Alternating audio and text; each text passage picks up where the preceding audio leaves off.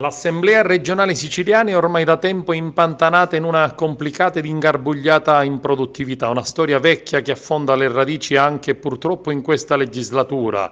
Un governo ed un presidente eletto dai siciliani senza una adeguata maggioranza che spesso non ha i numeri in aula e rimane imprigionato nelle matasse dei bilanci e della burocrazia.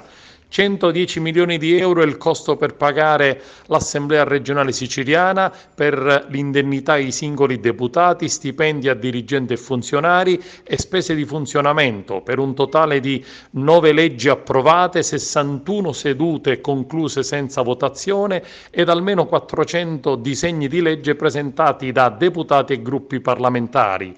Anche ieri uno stop forzato in aula d'Ercole, quando il vicepresidente del Parlamento, onorevole Roberto Di Mauro, chiama l'appello, si accorge che pochissimi sono presenti, rinvia di un'ora la seduta ed alle ore 17 il presidente Gianfranco Miccichè riesce ad assicurare il numero in aula, ma è costretto alle ore 19 al rinvio tattico ad altra data per consentire agli uffici di studiare meglio la norma.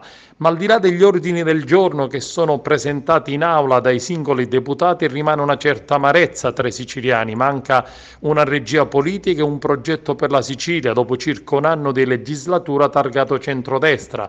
Non vi è alcun collegamento tra governo e Parlamento, pochissime riforme arrivate alla fine, ad alcune appena iniziate, come quella sui rifiuti in Commissione Ambiente o quella sulle province regionali e l'elezione dei presidenti. Un luogo di discussione senza niente da discutere, lo ha definito Claudio Fava, deputato di Sinistra Democratica e presidente della Commissione Antimafia. Difficile dar torto a chi ci segue dall'esterno o in televisione, dice il grillino Giampiero Trizzino, mentre la presidente della Commissione Ambiente Giusy Savarino incassa il successo sulla legge sui rifiuti in attesa dell'approvazione finale, ma ammette che non rappresenta un'urgenza e priorità per la Sicilia. Fra poco arriverà in aula la legge finanziaria ed il collegato che saranno discussi prima dalla Giunta.